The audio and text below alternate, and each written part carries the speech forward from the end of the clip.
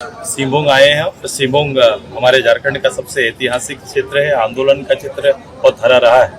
तो प्रधानमंत्री का उनका चेहरा जिनका नहीं है, अभी तक कोई चेहरा सुनिश्चित नहीं किया है, वो केवल अलग अलग क्षेत्रीय गठबंधन को मिलाकर केवल राष्ट्रीय परिप्रेक्ष्य में एनडीए को और प्रधानमंत्री जी को रोकने का केवल हथकंडा है। इससे ज्यादा कोई कमिटमेंट देश के प्रति नहीं है। हम एनडीए के पार्टी हैं और हमने पूरे राज्य भर में निर्णय लिया कि राज्य भर में पूरी पार्टी, चूंकि चुनाव 13 और 1 के अनुपात में लड़ा जा रहा है, 14 सीट पर लड़ेंगे। पिछली बार हम लोगों ने 12 सीट को जीत हासिल की थी। इस बार का तैयारी है कि अगर प्रधानमंत्री जी ने 400 सीट की बात की है तो हमारा भी उसका एक हिस्सा है कि हमें भी इस प्रदेश के अंदर 2 सीट जो हमारा पक्ष में मतदान नहीं हुआ था, 14 की 14 सीटों पर पार्टी और एनडीए के पक्ष में मतदान कराने की तैयारी है।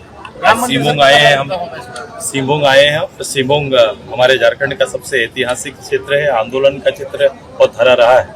इसी धरती को पहला निर्णय देना पड़ेगा, क्योंकि उसमें छुटा हुआ एक क्षेत्र में से ये भी था। सर, इस चुनाव में राम मंदिर कितना प्रभावित था? राम मंदिर आस्था का केंद्र है।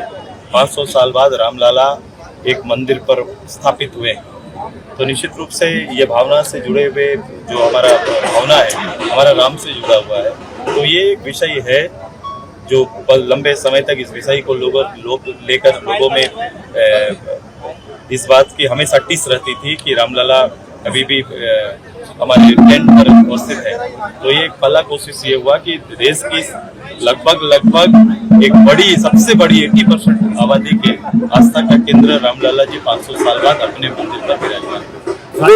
गीता कोड़ा जी को इंडिया गठबंधन वाले गौरव पिलर बोल रहे हैं, क्या कहना चाहते हैं? ये मूल लोग हैं और इनकी शुरुआत मेरे संगठन से हुई है। झारखंड आंदोलन के कहीं ना कहीं हिस्सा रहे और जो लोग बोल रहे हैं वो अपने आज के होने का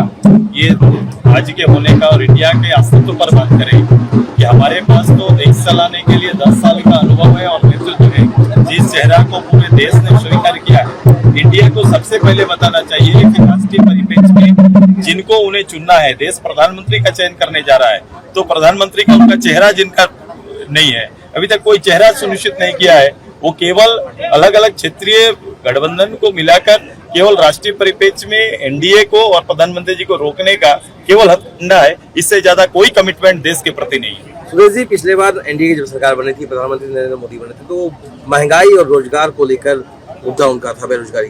तो क्या इस बार वो मुद्दा उनको कुछ बिल्कुल, इस घोषणा शपथ पत्र को देखो जो अभी आया है, जो आप जिसको एक घोषणा पत्र के रूप में आप देख सकते हैं, संकल्प पत्र के रूप में देख सकते हैं, फिर से उसी को केंद्र बनाया गया है। यहाँ के युवाओं को, महिलाओं को और रोजगार सृजन के आधार को तैयार करने का ही मकसद से ये घोषणा पत्र सबसे ज्यादा आज चर्चा में है। घोषणा पत्र पहले भी तय किया गया था, पहले भी बोला गया था कि 2 करोड़ रोजगार दिए जाएंगे, मगर वो नहीं मिला। महंगाई चरम पर। भारत के तरक्की का जो तरक्की जिस रूप से हुआ है, इस 9 साल की वास्तविकता को निकाल के देखो कि चूंकि भारत का कंपटीशन कहाँ पर होगा, ग्लोबली होगा, तो ग्लोबली लेवल में भारत आज किस स्थान पर पहुंच गया। ये बिना विकास किए तो नहीं पहुंच गया, केवल भाषण से तो चीजें तैयार नहीं हुए।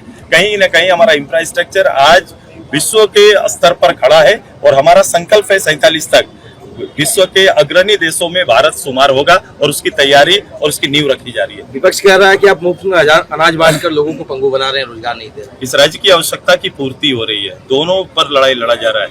एक तो इतनी बड़ी गरीबी, इतना बड़ा देश, इसको राशन की व्यवस्था सुनिश्चित कराना, साथ ही साथ देश को तरक्की के पथ पर आगे ले जाना, ये 2 चुनौतियों पर हमारे मोदी जी और पूरे गठबंधन काम कर रहा है।